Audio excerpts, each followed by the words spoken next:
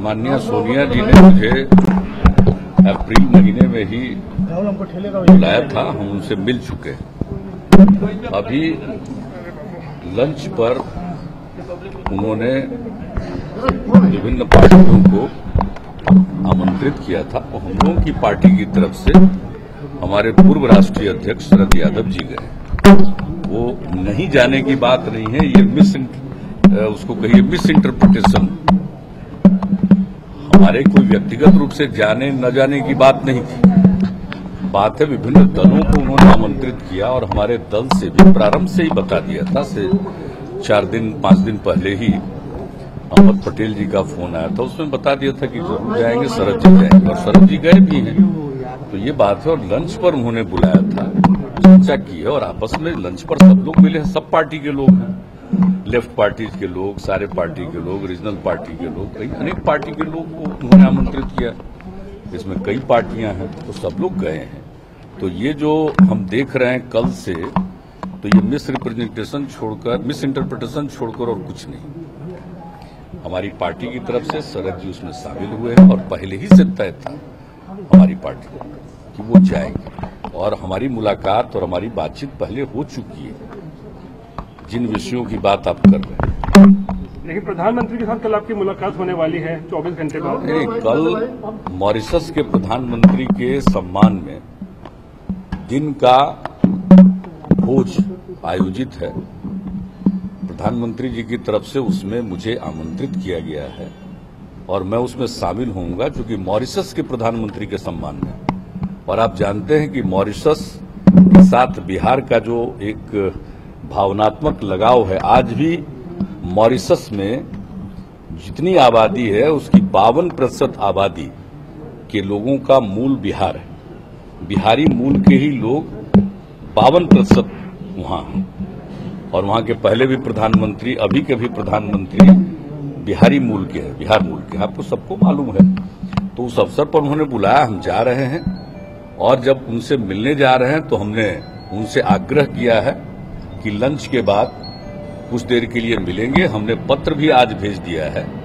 जिस सवाल को हम उठा रहे हैं, गंगा की अविरलता और जो गाद की समस्या है जिसके चलते बिहार में बाढ़ का प्रकोप पिछली बार हुआ, उसके तुरंत बाद भी जाकर हमने पूरी बात बताई। और आप जानते हैं कि दो एक कॉन्फ्रेंस हो चुका है, एक पटना में और एक दिल्ली में, उसकी तरफ से डिक्लेरेशन भी हुआ।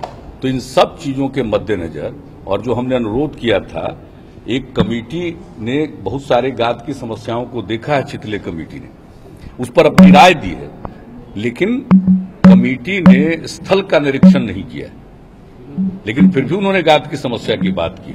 तो यह विषय बहुत ही आवश्यक है और आप जानते हैं कि फिर से बाढ़ आने का खतरा है।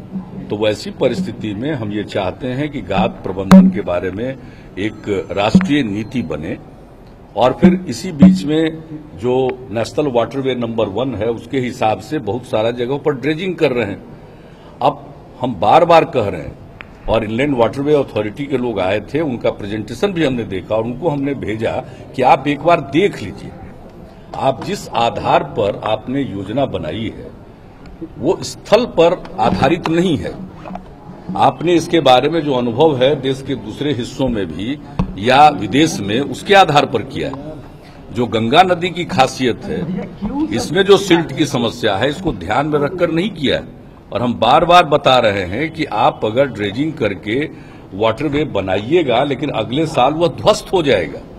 इसलिए हम बार बार कह रहे हैं कि ये सब कुछ करने के पहले स्थल का निरीक्षण करिए। जो हमारे सामने प्रेजेंटेशन के लिए आए थे उनको भी हमने भेजा और राज्य सरकार के हेलीकॉप्टर से उनको भेजा गया। आए, उन लोगों ने भी यह समझा कि नहीं समस्या है, चितले कमेटी ने भी कहा समस्या है, लेकिन उस पर समाधान के लिए कोई पहल होनी चाहिए और बगैर इसके बारे में कोई नीति बनाए हुए गंगा नदी के साथ छेड़छाड़ नहीं करना चाहिए।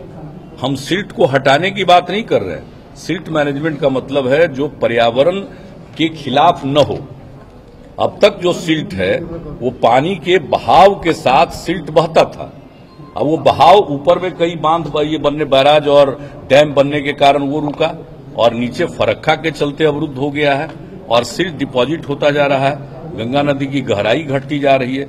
ये समस्या इतनी जिसको कहिए कि ध्यान देने वाली है, और जो नमामि गंगे प्रोजेक्ट है जिसमें निर्मलता और अविरलता की बात है, निर्मलता पर ध्यान ज्यादा हम बार बार कर रहे हैं। बिना गंगा नदी की अविरलता के निर्मलता में आपको सफलता नहीं मिल सकती है। तो इस विषय पर कल के मॉरिशस के प्रधानमंत्री के सम्मान में जो लंच है, उसके बाद हम प्रधानमंत्री से मिलकर पुनः ये बात रखेंगे, और इसके लिए मैंने आज ही पत्र भेज भी दिया है। माननीय प्रधानमंत्री जी को हमने पत्र भेज दिया है, और जहां तक मुझको अभी आरसी से जानकारी मिली है कि लंच के बाद वहीं पर वो हमसे मिल लेंगे, और मेरे साथ बिहार सरकार के मुख्य सचिव भी जाएंगे। उस जिस विषय पर की मैंने चर्चा की, गंगा की अविरलता और गाद समस्या, उस पर हम मिलकर पत्र भेज चुके हैं, उनसे बातचीत करेंगे। सोनिया जी से नहीं मुलाकात हो रही, लेकिन 24 घंटे के बाद प्रधानमंत्री से मुलाकात हो रही है। कोई अर्थ नहीं।